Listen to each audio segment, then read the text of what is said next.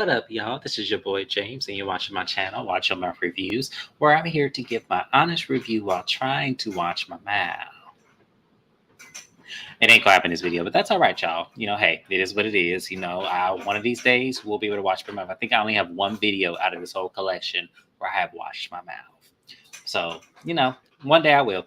But this is Married to Medicine, season 10, episode 3. I'm trying to catch up, y'all. I know I was on vacation, Thanksgiving break, whatever y'all want to call it. I hope everybody had a happy Thanksgiving. I hope everybody enjoyed the good comfort foods that you had. Let me know if you did. But hey, I want to know what y'all ate. What did y'all eat? Let me know. All right, y'all. So this is Married to Medicine. So the show actually opens up with Toya calling Sweet Tea because it's been said that Eugene is actually throwing Dr. Gregory a bachelor party. And at the same time, she wanted to throw Sweet Tea a bachelorette party with Phaedra. And, she's giving her the deets and, you know, good choice in picking Phaedra to be the one to start a bachelor party because Phaedra gonna make sure it's right with all the men and everything. Then coming up to that, we have Dr. Jackie and Dr. Simone meeting up for lunch, just like they used to do back in the previous seasons. We appreciate it, and we're happy that their friendship is getting back on track. We were worried about them in the beginning because of the disagreements they were having and everything. So we're glad that they're trying to get their friendship back on track. They began talking about Sweet Tea and how her behavior has raised a few eyebrows or two. And then Simone mentions to Jackie that she told her she needs a hire assistant because she's having a hard time planning the wedding, cooking, going grocery shopping, and everything. And Simone then breaks it down saying, these the kids, they have it, so easy. When I was coming up, I had kids, I had a husband, I had a private practice, I had all these responsibilities, and I still got it done. And I hate when the older generation says that. I do, just because things were a lot different back then. There was a lot more pressure. And a lot of the times, you parents have coddled these kids to make them seem like they don't have to do what you did. So a lot of that be y'all own fault. Y'all just don't want to be held accountable. So I didn't agree with her with that. I felt like, if anything, yeah, it is a lot, but she should drop some of that shit on his lap. Say, hey, I need your input. If I can't do this, then you need to do it. And if you can't do it, then I need to do it. Like, they should be a 50-50. But that's where she is with it. And that's what happened with that. So Sweet Tea meets up with Dr. Heavenly. They meet up and they, have a round of drinks. And then she begins, Heavenly asks her, well, how's everything going with the wedding plan and everything? And how are things going with you and Dr. G? And she mentions, I feel like Quad was right about a few things. She said that, he's very controlling. And then Bravo plays the snippets of him and Quad back in the day and how he says he's taking care of Quad, paying for everything. And he's doing the same thing with Sweet Tea. And also, he, in another scene, well, not another scene, but another point that she made was that, he does unnecessary things, which when she forgets to set the alarm, he gets angry. So he got to the point where he sat up there and told her robbers were in the house, and because she didn't set the alarm, he was trying to teach her a lesson, and it scared her half to death. Now, see, this is where we got to pause for the cause, because I don't know who the fuck you think you are to play that kind of mind fuck on me, but no, that would not go. We would have some serious issues. That probably would have pushed the wedding back a whole 6 months, because I need you to understand something. You don't have to do or say something that drastic or lie about something that crazy to get me to fall in line. All you have to do is realistically work out a plan with me to figure out how we can make this better. You don't have to do all of that. I felt like that was doing way too much. And then, first of all, what kind of old ass, ancient ass alarm system you have where you can't control that shit with your phone? You could literally be 10 miles away and turn your shit on right where you at. You have cameras. Don't you got a Ring camera? Everybody has a Ring camera where you press the button and there's cameras all over the place. Don't you get the fuck out of here. You were just trying to do something just to uphold that you have control in this relationship. I don't bit more believe that this was just for the safety of your home. I don't believe that, because why don't you have cameras? You make the money. Broke people got this shit. Why don't you? So yeah, that was that was a problem. That was crazy that she even said that. And Heavily in her confessional said that a lot of the things that Sweet Tea is saying she's heard the same things from Quad. And Quad has just put on Instagram that she definitely felt vindicated, which I never saw her to be a problem. I know a lot of people wanted to put her, label her as the gold digger. She was only with him for the money, she was only with him for the access, which could be true all within itself, but that doesn't negate that he still was a problem. And a lot of you women like to hold women accountable for the actions of men. And it's sad because he should step up. And I think that he uses that money kind of for like a control thing. He wants to feel like he's always in control. And the problem with that is that there's a lot of ways control can look other than you just having money and throwing it on everything. Money doesn't get rid of everything. So yeah, that bothered me. It was like, oh God, bless her heart, because she really, I think, is a fan of this show and really watched it and studied this man and was trying to get announced. I think because her sister's married and that just put on the pressure. Women do things like this. There's always, situations like this. So Heavenly is at home and she decides she's gonna go ahead and cook. She calls Laura downstairs and asks her to help her make some spaghetti.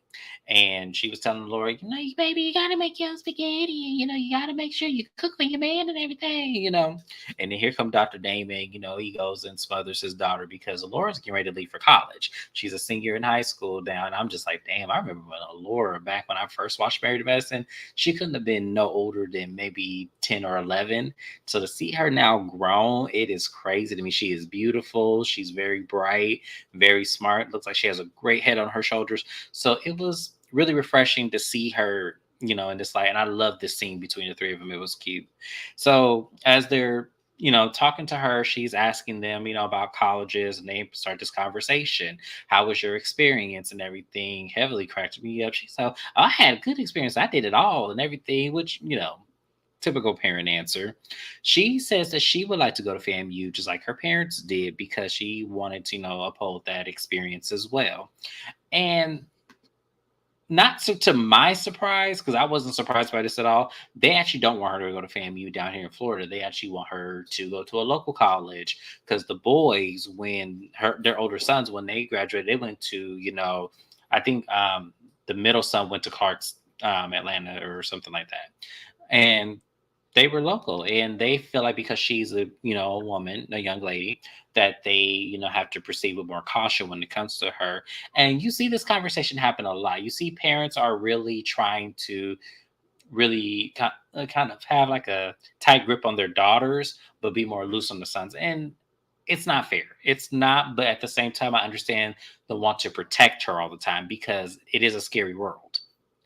Things happen. Little boys are crazy these days. When you reject them and don't give them your number, they like to, try to act aggressive towards you and try to like follow you home or taunt you in a restaurant, things like that. So I can understand from the safety point of why they would want her close at home, even though it could happen to her in Atlanta. It could, but at least she has access to her parents in the same city. It'd be different a state away. So I understood that. But she, is very stern on wanting to leave and wanting to go off. And, I don't think that that scare tactic works. I think that you just got to let her do what she does. And there's going to be a big reward in it. You just got to hold on to faith. So hopefully that goes well. So the bachelor party is here. The bachelorette party is here. Um, Toya and Phaedra set it up, and they have the whole shebang of male, Chocolate City. What is that called? Chippendale models all over the place. They got tattoos and gold teeth, and I just like, oh, okay. I feel like this was Phaedra's doing. If anyone else agrees with me, like that up in the chat. Do you think this was Phaedra's doing? You think all those men were rounded up by Phaedra? Because I do not feel like Toya did this at all. This was definitely 100% Phaedra. So Dr. Jackie and Dr. Heavenly get there first. And, Dr. Heavenly's like, little boy, I'm married. Get away from me. Get away from me, little boy. I'm married. Don't touch me. Don't touch me. Dr. Jackie is like, oh, hello. Yeah, let me shake your hand. I'm Dr. Jackie. Yes. And it was like, oh, my God. Yo, this is terrible. I was like, just sit down and enjoy yourselves. So there, other ladies start to arrive. Everyone looks very nice in their, lingerie. Said it was cute. Sweet Tea arrives with her maid of honor and her sister. And in the meantime, Heavenly's getting a massage from one of the guys. The toy squirts with cream in her cleavage. That shit was funny as hell. I said, oh, not y'all doing that. So in the midst of all of that, Sweet Tea gets a phone call from the wedding planner saying that they have to change the venues and it's going to cost them an additional $14,000. That's the last thing you want to hear planning a wedding that's probably already stressful, and then you're going through the issues you're going through at home. It's a lot on anybody, right? So, her sister, I don't know if she grabbed her arm or grabbed the phone or tried to do something, and that set her Sweet Tea off. Sweet Tea was yelling, screaming, talking about, I don't fuck with you, and this and just hollering throughout this whole hotel room. I'm surprised they didn't get put out.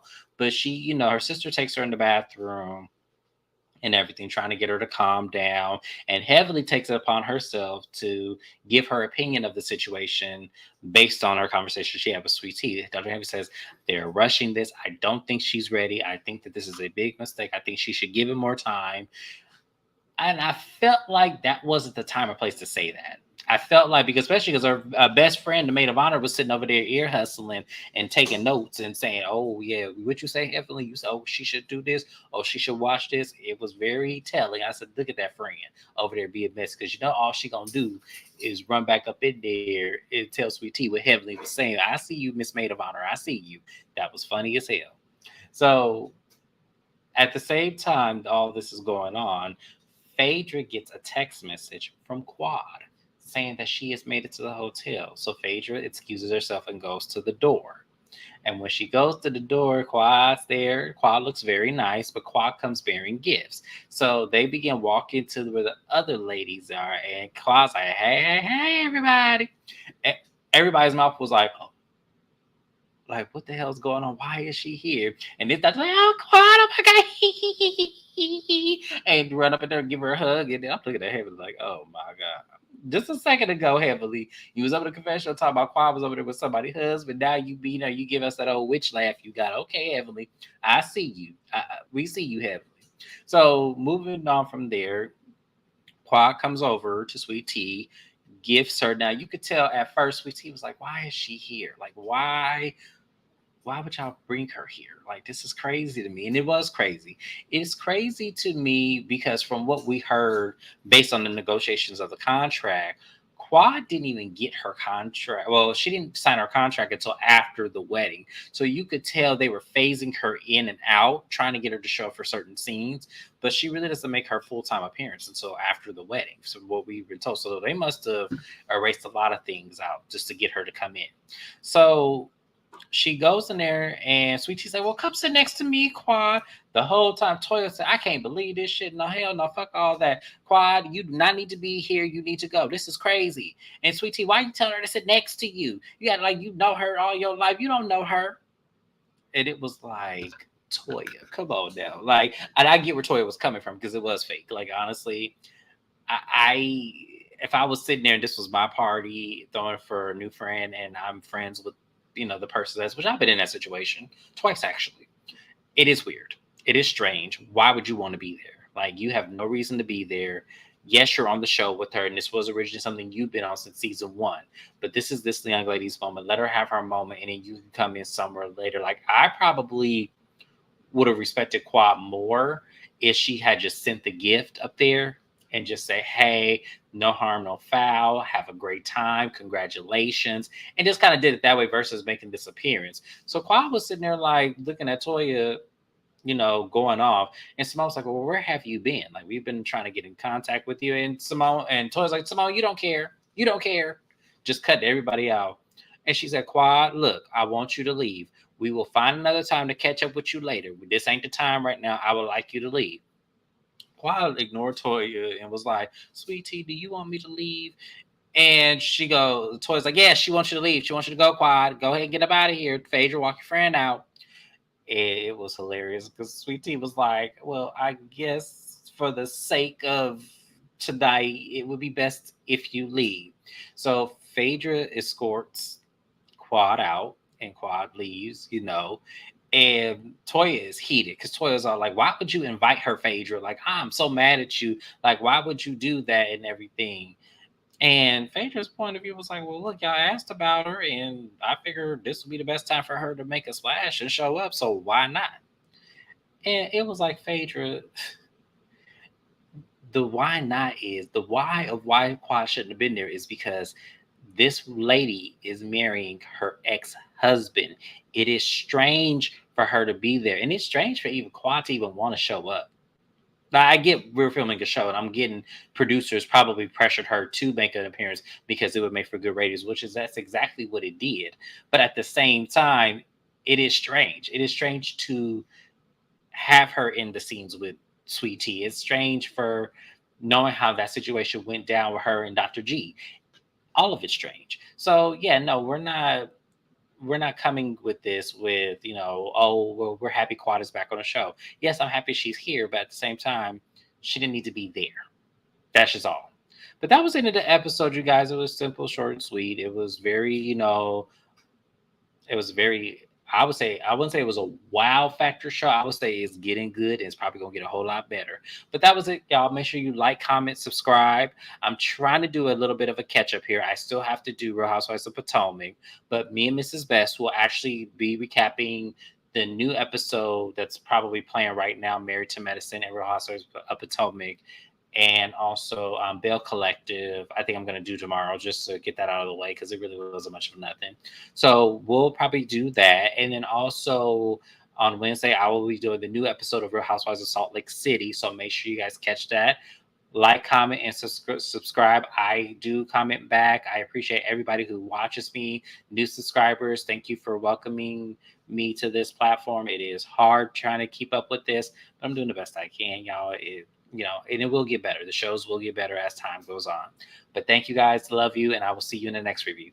Bye bye.